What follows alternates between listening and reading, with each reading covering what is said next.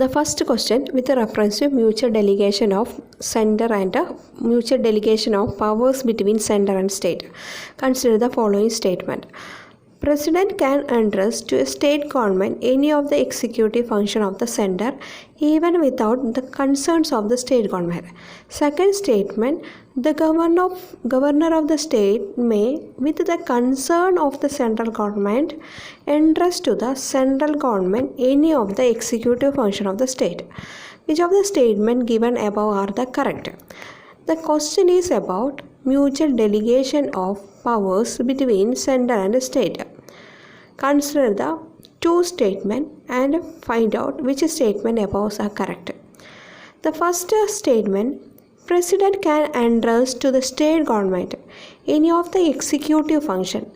This point out that any of the executive functions of the center even without the concern of the state government. Second one, governor of a state may, with the concern of the central government, entrust to the central government any of the executive function of the state. The statement B is the correct option. Statement B is the only correct. Statement A is not correct. Statement B is the correct one.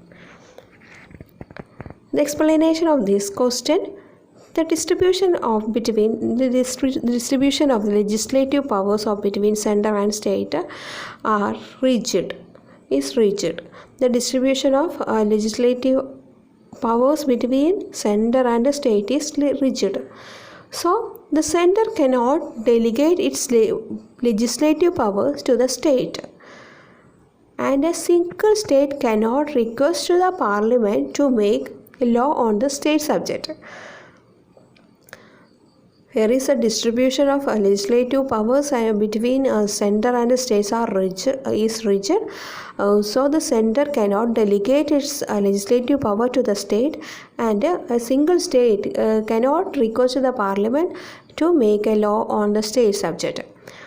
The distribution of executive power. Next one, the distribution of executive power.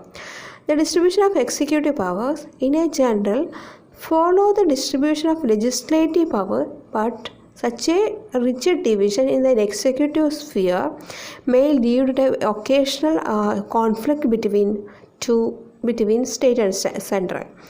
So, the Constitution provides for an inter-government delegation of executive function in order to mitigate the rigidity and avoid deadlock.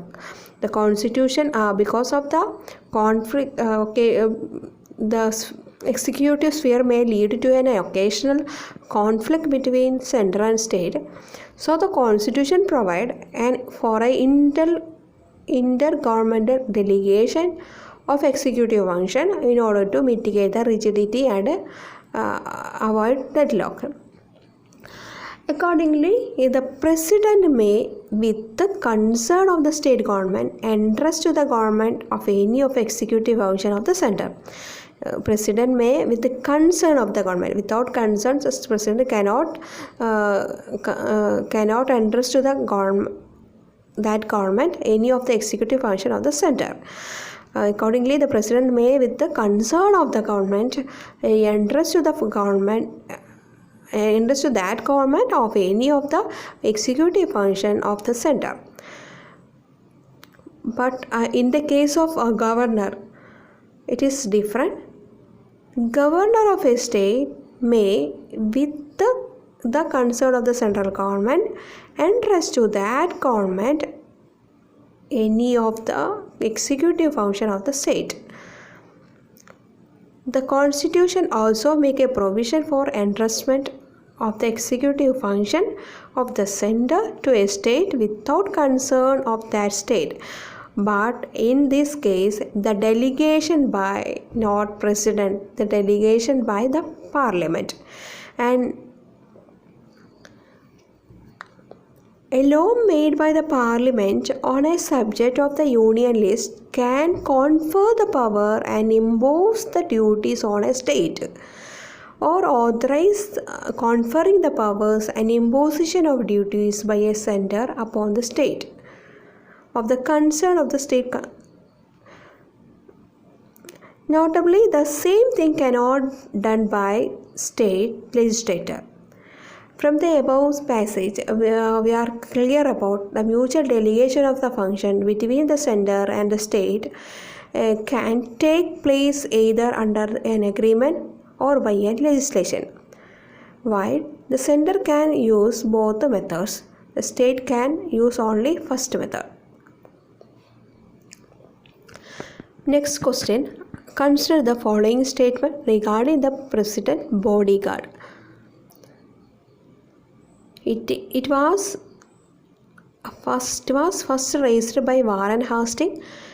It is a senior most in the order of precedence of unit of Indian Army. Third one, it comprises of members only from three castes, that Jats, Rajput and Jat Sikhs. Which of above statement are correct? Three statements are correct. It was first raised by Warren Hastings. The question is regarding about the president bodyguard. There are three statements here. Find out the correct statement above.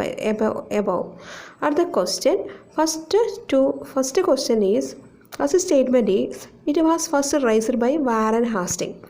That is correct. Second one, it is a senior most in the order of precedence of the unit of Indian Army. Third one, it comprises of members only from three castes, that is Jats, Rajput and Jat Sikh. What is the why this question is arises? Because of the recent contest, that is a petition was filed in a Delhi High Court regarding the president's recruitment policy for the president bodyguard. It is alleged that the discrimination in a recruitment, since the candidate from only a three castes were considered for the recruitment to regiment. The President Bodyguard is the oldest regiment of Indian Army and is recently completed 245 years of service. It is a senior most unit of Army whose distinction is in its position as a right of the line on all the official and ceremonial occasions. The President Bodyguard thus take precedence over all other regiments and corps. The petitions, the recent contest of this question is that the petition was filed on Delhi High Court regarding the present recruitment policy for the President recruitment policy. It is alleged that discrimination in a recruitment, since the candidate from only three castes were considered for recruitment to this regiment. For the President Bodyguard is the oldest regiment of the Indian Army, and recently it is completed 245 years of service. It is a senior most unit of the army and whose distinction is in its position as right of the line on all official and ceremonial occasion. The President Bodyguard was raised in 1773 at Benares, now is Varanasi, by the Governor General Warren Hastings with a strength of 50 hand-picked troopers. This is a nucleus bodyguard was later augmented by another 50 horsemen provided by Raja Chet Singh of Benares, thus bringing the overall strength of the regiment up to 100 horses and men by the end of that year. The establishment of the regiment varied through the year, being augmented in times of war, and it's attained its maximum strength 109,229, all ranked as per the army list of 1845. Just prior to this first Sikh war, the President Bodyguard continued to be select cavalry unit primarily for the personal and battlefield security of the governor and later Governor General, who often had to personally lead his forces into battle. It invites members from only three castes, Jat, Rajput and Jat Sikh, to apply for the recruitment. The president bodyguard was raised in 170-73 at Banaras by a governor Warren Hastings. That strength was 50 handpicked troopers, then exchanged 50 horsemen and provided by a Raja Chit Singh. And then again 100 horses are the overall strength again changed to 100 horses and men by end of the year. And that year the establishment is varied through years, and the maximum strength is 190 to 1929, all ranks per the army list of 180-45. The governor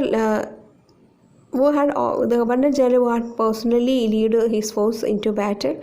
It invite members only from the thick castes Judge Rajput and Judge Sikhs.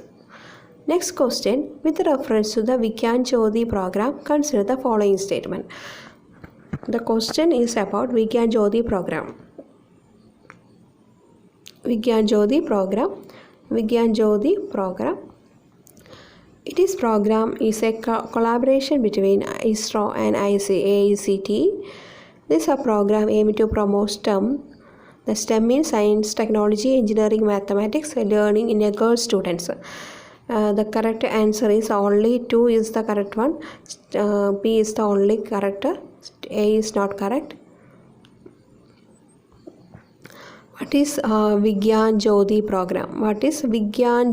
program? It's a new initiative to encourage the girls to take an interest in STEM. Science in building careers was launched by a Department of Science and Technology. It's launched by Department of Science and Technology to create a playing field for the meritorious girls to pursue STEM. Vigyan Jyoti activities include student parent counseling, visit labs and a knowledge center, partners role model interaction, science camp, academic support classes, resource material distribution and tinkering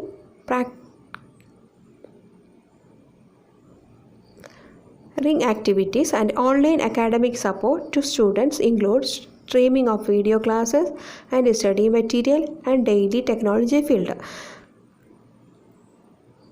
And doubt clearing section. The Department of Science and Technology has collaborated with IBM to escalate the Vigyan Jyoti program. Women tech expert from IBM of India will interact the inspired girl student to plan a career in STEM under this program. This will be strengthen the Departments of Science and Technology initiative to increase the number of women in the technology field. Vigyan Jyoti initiative by Department of Science and Technology is focused on solving the multidimensional problem associated with the meager representation of women in engineering and technology stream in higher education by building confidence and excitement towards this stream.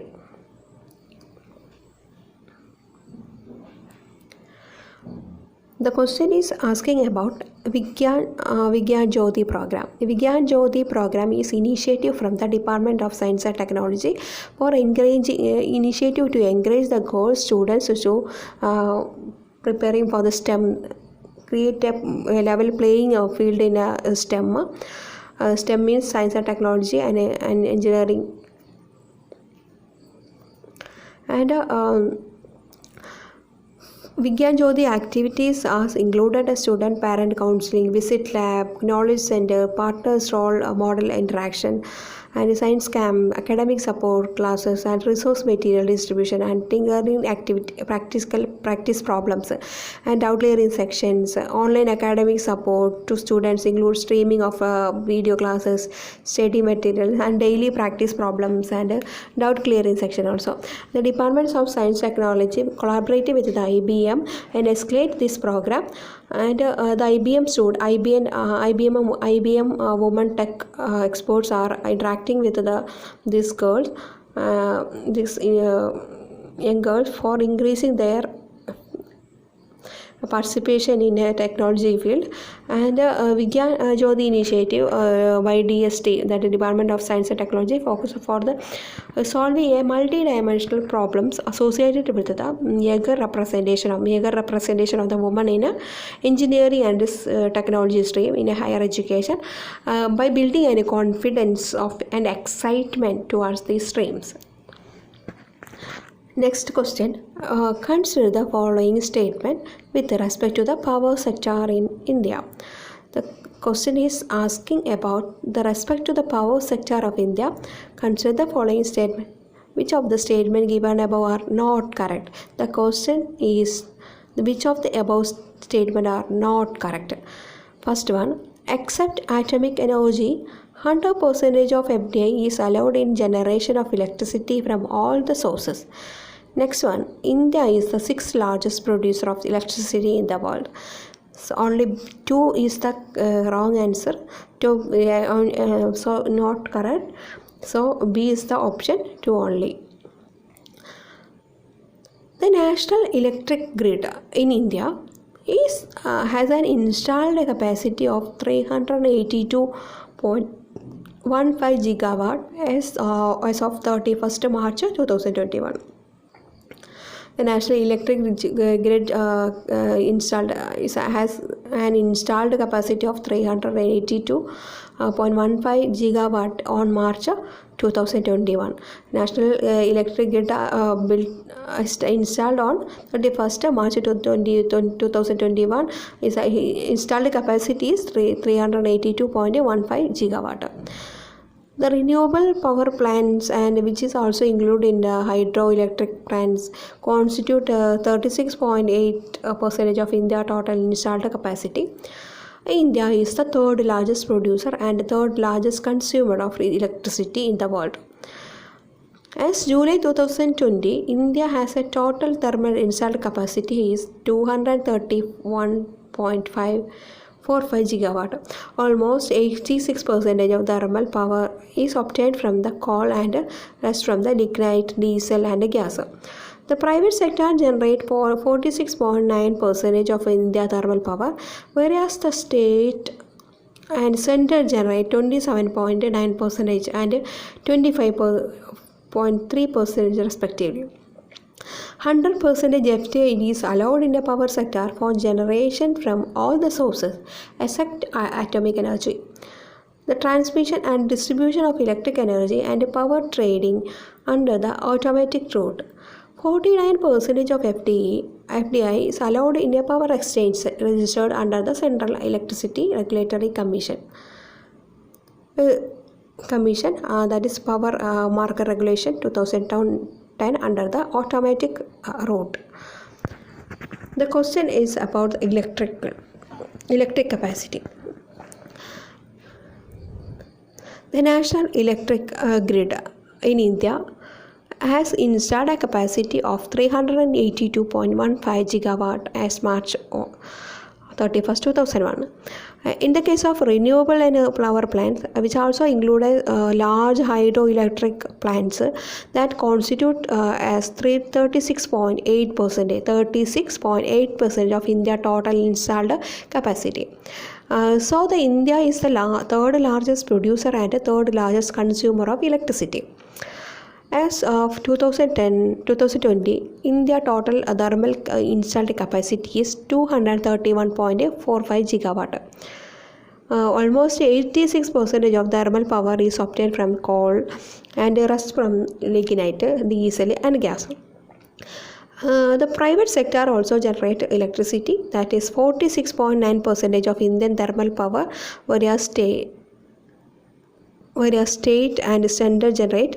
The state generate 27.9% and thermal power. In the case of thermal power, state center generate 25.3%. In the case of FDI allowed to the power sector, 100% of FDI is allowed to in the power sector for generation from all sources except atomic energy.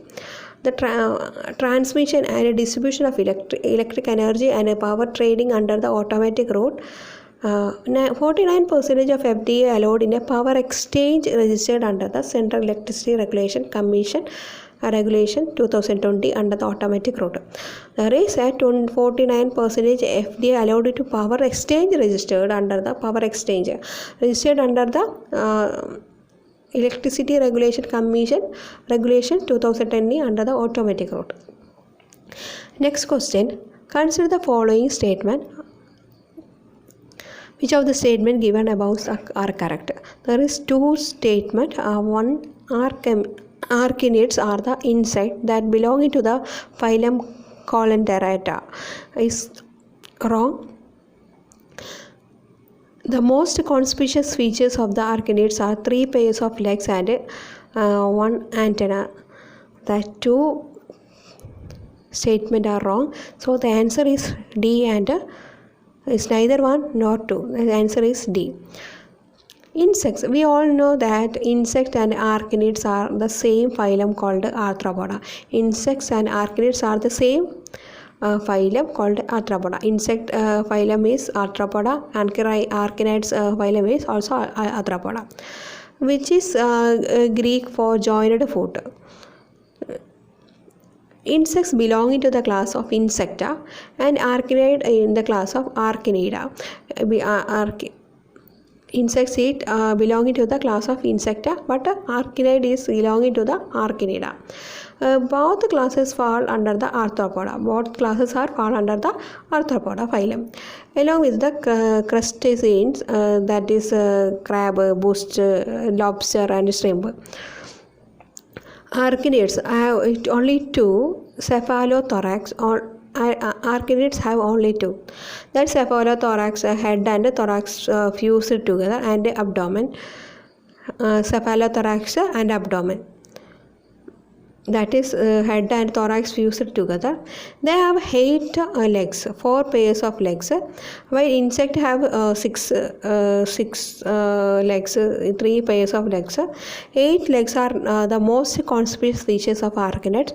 Arachnids don't have any antenna or wings. However, almost of the insect were antenna and also have a wing. Besides, arachnids don't have antenna or a wings. However, in the case of insect, they have antenna and wings. But in the case of arachnid, there is no antenna and wings. That is different features of the arachnids.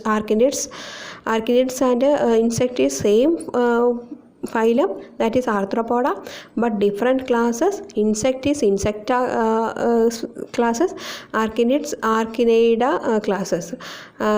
The different characteristic of arachnids that arachnids have only two, that is cephalothorax and abdomen, and the head and thorax fused together, that is cephalothorax.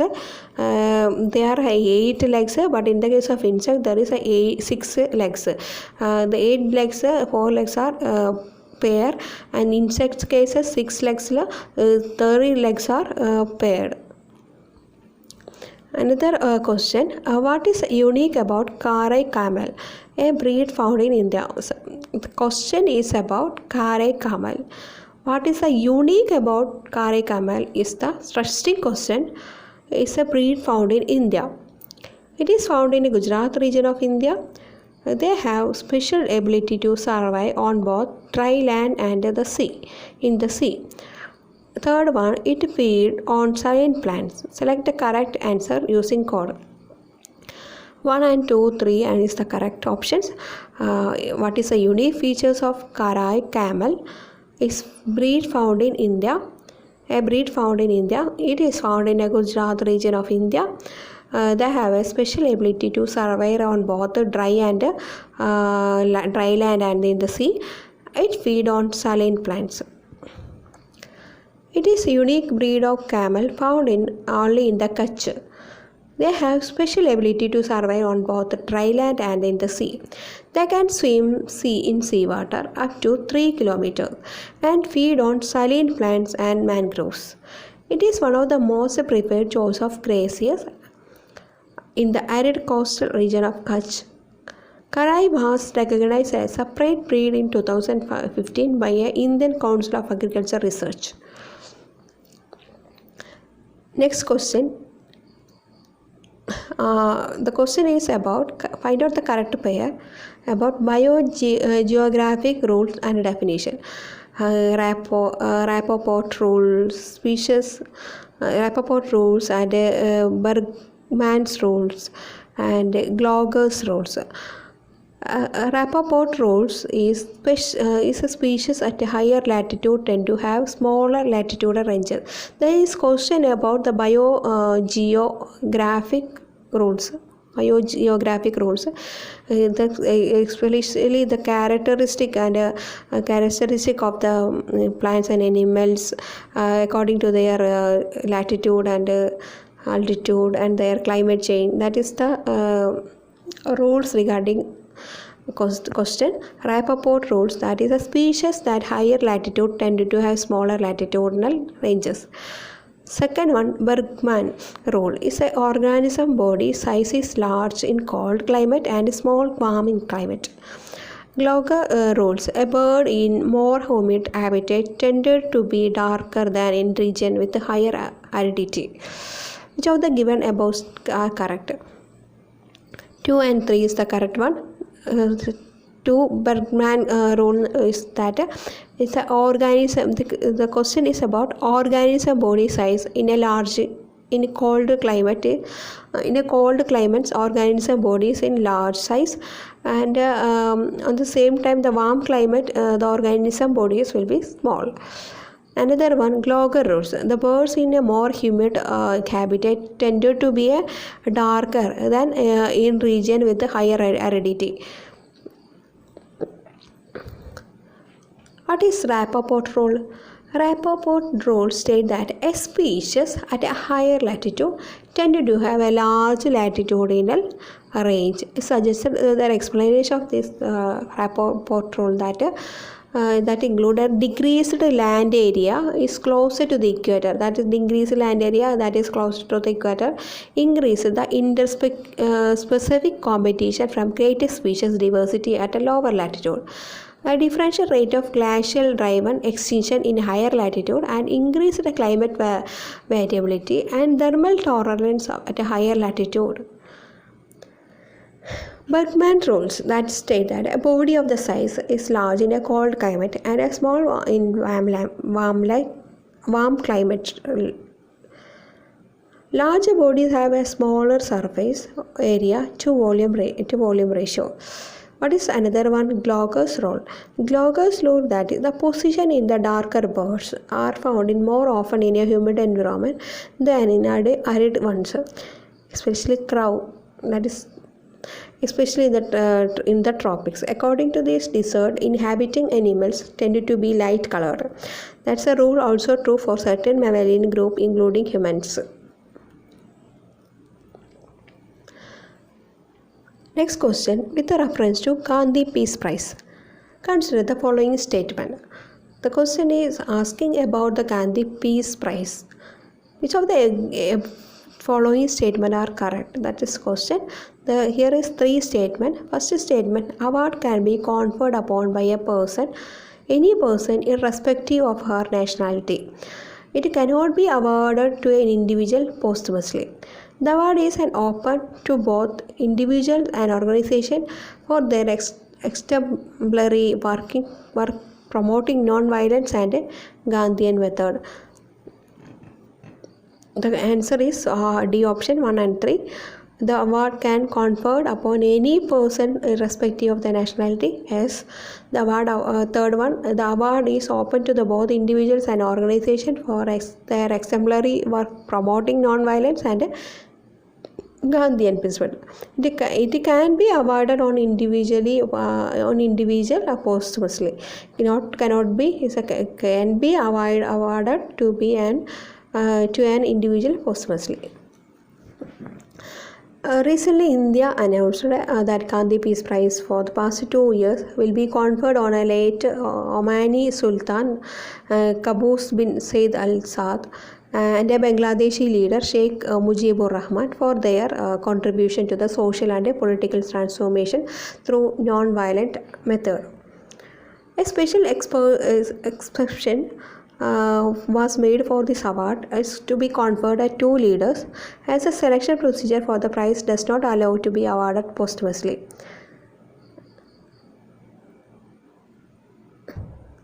The prize is given for social, economic, and political transformation through non-violence and other Gandhian method. It can be conferred upon an individual. An organization can also share between two individuals. It can also awarded to posthumously. The award include an amount of rupees 1 crore and a citation and a plaque and traditional handcraft or the handloom item. The award is open to all the person irrespective of caste, creed, and nationality and sex. Next question. Consider the following statement in the context of recently launched Poshan Gyan. It is launched by Ministry of Health and Family Welfare. It is National Digital Repository on Health and Nutrition. So above statement is correct. Second one is the correct one. It is National Digital Repository on Health and Nutrition. Niti Aayog in a partnership with Melinda Gates Foundation and the Centers for Social and Behavioral Change, Ashoka University, launched Poshan Gyan as a National Digital Repository on Health and Nutrition. The Poshan Gyan repository was conceptualized and a resource enabling a search for communication material on 14 thematic areas of health and nutrition across the diverse language, media types, and target audience and the sources. The content of the repository was sourced from the Ministries of Health and Family Welfare and Women and Child Development and a Development Organization. The website provided an intuitive interface, multi-parameter search, multiple downloads, point of time, and easy sharing material via social media and easy viewing on type of smartphone. The crowdsourcing features of this site allow anyone to submit information for inclusion of the into health practices. They can be used to disseminate nationwide solution and to have a proof successful and local content, such as use for traditional grape-based concoction that was recently found in the elections combating anemia in Tamil Nadu. Another one, next question. Consider the Poshan Abhiyan. The question Poshan Gyan. Poshan Gyan is Niti Aayog and in the partnership with the Bill Gates, Melinda Gates Foundation and the Center for Social and Behavioral Change, Ashoka University, launched the Poshan Gyan. It is a national digital repository on health and nutrition.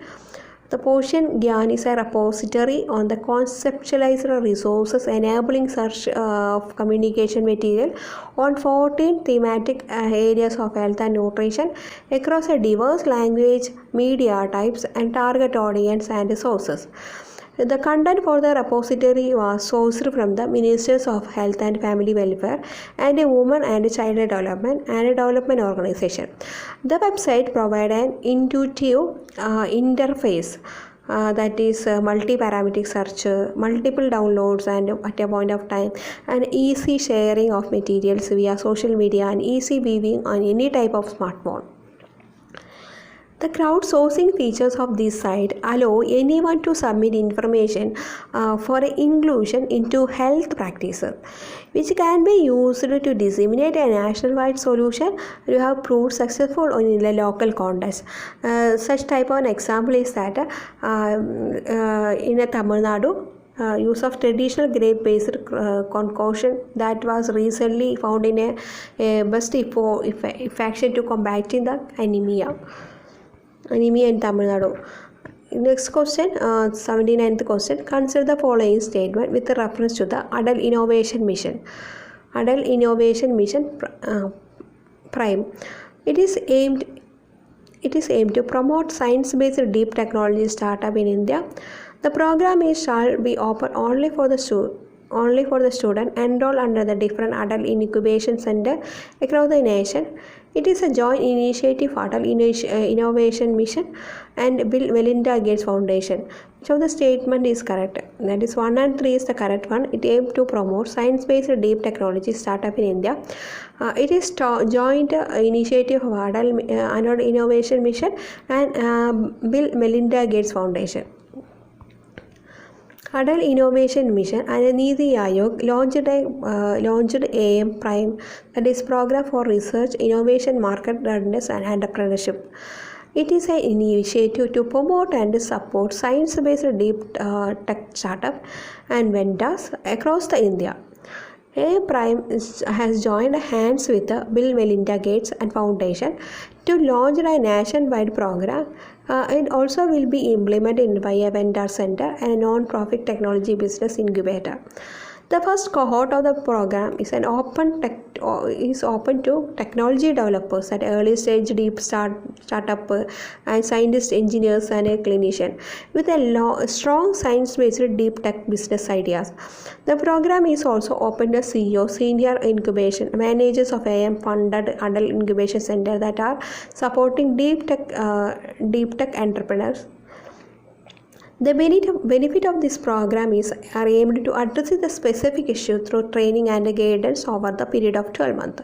The candidate are selected for this program will get access to the depth learning via comprehensive lecture classes and live stream object exercise and project specific monitoring. AM Prime program is specially tailored for the rapid scaling up the deep tech science vendors in India and providing not just a necessary intellect and support but also an exposure to the participants they are rightly deserve. Next question, consider the following statement about Asafoetida.